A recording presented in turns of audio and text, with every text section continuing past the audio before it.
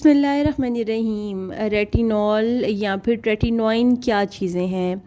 Basically retinol जो है या रेटिनॉइड्स जो हैं वो पहली फॉर्म है और वो वीकर फॉर्म है रेटिनॉइन की। तो जब आपने स्किन के ऊपर रेटिनॉइन लगाना शुरू करना है तो आपने हमेशा स्टार्ट जो है वो रेटिनॉल से करना है।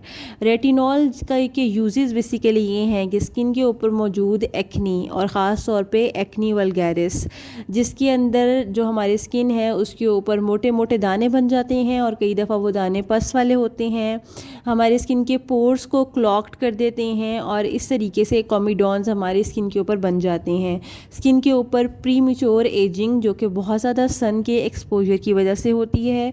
इसके अलावा हाइपर पिगमेंटेशन, अनइवन टोन, ये सारे के सारे जो मसले हैं ये मोस्टली हमारी स्किन के अंदर रेटिनॉल की कमी की वजह से ही पाए जाते हैं। इसलिए हम कोशिश करते हैं कि आर्टिफिशियली इसको किसी भी एक्सटर्नल सोर्स से लिया जाए। तो मोस्टली हम जो क्रीम अपने पेशेंट्स को रेकमेंड करते हैं वो अडेप्को या अडेपलिन क्रीम ही है। अब जनाब इसकी प्राइस की बात कर लें तो ये 248 रुपीज़ की है और ये आराम से किसी भी मेडिकल स्टोर से मिल जाती है। जनाब अब ये बात करते हैं कि ये किस मैकेनिज़्म के थ्रू काम करती है।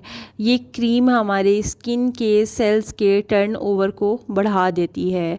हमारे स्किन के सेल्स बहुत जल्दी जल्दी बनना शुरू हो जाते हैं। हमारी स्किन के अंदर एक प्रोसेस स्टार्ट हो जाता है जिसकी वजह से हमारी स्किन के अंदर केराटिनाइजेशन स्टार्ट हो जाती है और इस तरीके से हमारी स्किन के ऊपर एक्नी बनना शुरू हो जाती है, जिसको हम पर्जिंग का प्रोसेस भी कहते हैं।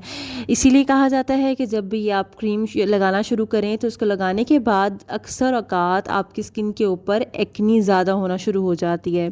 तो आपने इससे घबराना बिल्कुल भी नहीं है, क्योंकि इस प्रोसेस के थ्रू आपकी स्किन के अंदर मौजूद टॉक्सिन्स आपकी स्किन से बाहर निकलते हैं और इस तरीके से वो किल होते हैं। हमारे स्किन के सेल्स की एक लाइफ होती है, अगर वो अपनी लाइफ पूरी करके शेड ऑफ ना हो तो उसकी वजह से हमारी स्किन के ऊपर माइक्रो कॉमीडॉन्स बन जाते हैं।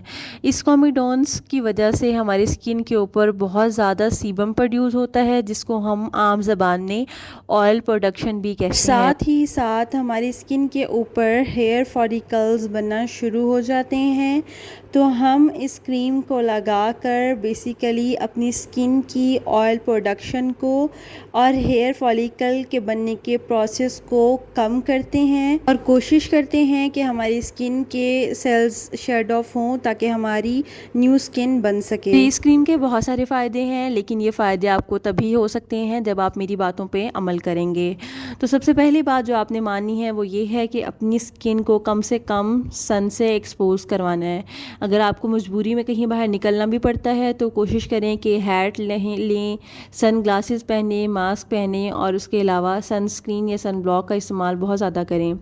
और दूसरी बात ये कि आपको जितनी क्वांटिटी बताई जाए उस क्वांटिटी के मुताबिक ही इस क्रीम को इस्तेमाल करें। तीसरी बात ये कि कोशिश करें कि एक्सटर्नल इन्वायरमेंट से आपका पाला, आपका वास्ता कम ही पड़े। आपको कम से कम अपने चेहरे के ऊपर वैक्सिंग करवानी पड़े या कोई ऐसी ट्रीटमेंट जिसके अंदर अल्ट्रा वायलेट रेज़ का इस्तेमाल हो। कोशिश करें कि सन लैम्प से अपने आप को बचाएं, सनलाइट से बचाएं। इसके अलावा कोई ऐसी एक्टिविटी ना करें जिसके अंदर बहुत ज़्यादा अल्ट्रासाउंड्स या कोई भी रेज इस्तेमाल हुई हों। इस क्रीम को यूज़ करते हुए आपने अपनी मॉइस्चर थेरेपी कंप्लीट रखनी है, अपनी स्किन के ऊपर भी मॉइस्चराइजेशन करनी है और आपने पानी भी बहुत ज़्यादा पीना है। अब जिसको लगाना कैसे है, तो आपने इसको पी साइज़ लगाना है और इसको लगाने से पहले आप कोशिश करें कि अगर आपकी स्किन ड्राई है तो कोई अच्छा मॉइस्चराइज़र अपनी स्किन पे ज़रूर लगाएं। मोस्टली ये क्रीम आप नाइट में यूज़ करेंगे। जब आप पहले दिन लगाएंगे तो आप इस क्रीम को सिर्फ 1 घंटा अपनी स्किन के ऊपर लगा रहने देंगे और उसके बाद आप किसी भी अच्छे क्लेंजर से अपने मुंह को वॉश कर लेंगे। दूसरे दिन जब आप लगाएंगे तो 2 घंटे के लिए इसको लगा रहने देंगे, इसी तरह तीसरे दिन 3 घंटे के लिए और आहिस्ता आहिस्ता आप इसका दौरानिया बढ़ाते रहेंगे। अगर आपकी स्किन के ऊपर किसी किस्म की इरिटेशन नहीं हो रही और ये क्रीम आपकी स्किन को सूट कर गई है तो आप इसको परमानेंटली भी यूज़ कर सकते हैं। लेकिन कोशिश किया करें कि जब भी कोई मेडिकेटेड क्रीम यूज़ करते हैं तो आप उसको ऑफ एंड ऑन यूज़ किया करें, अपनी स्किन को उसका आदी ना किया करें।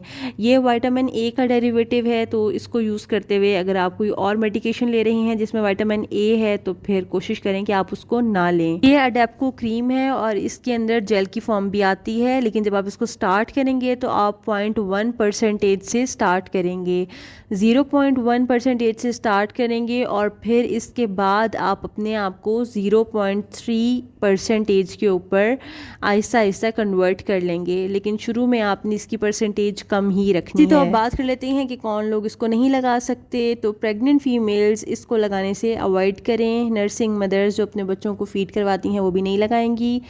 छोटे बच्चे जिनकी एज 12 साल से कम है वो भी इसको यूज़ नहीं करेंगे।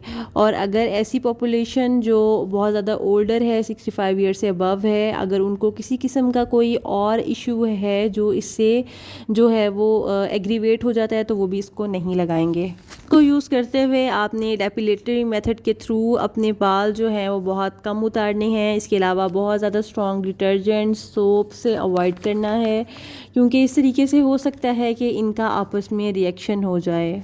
तो इसको कितनी अमाउंट में लगाना है, इसको आपने मटर के दाने के जितना लगाना है। मटर के दाने के जितना आप लेंगे और फिर इसको टैप टैप करके अपनी स्किन के अंदर एब्जॉर्ब करवाएंगे। स्किन के ऊपर बहुत ज़्यादा रगड़ना नहीं है आपने इसको। अगर आप इसको लगाने के बाद ऊपर से मॉइस्चराइज़र की एक और लेयर भी लगाना चाहें तो इस तरीके से आपकी क्रीम आपकी स्किन के अंदर लॉक हो जाएगी और फिर वो ओवरनाइट अपना अफेक्ट अच्छे तरीके से कर सकेगी।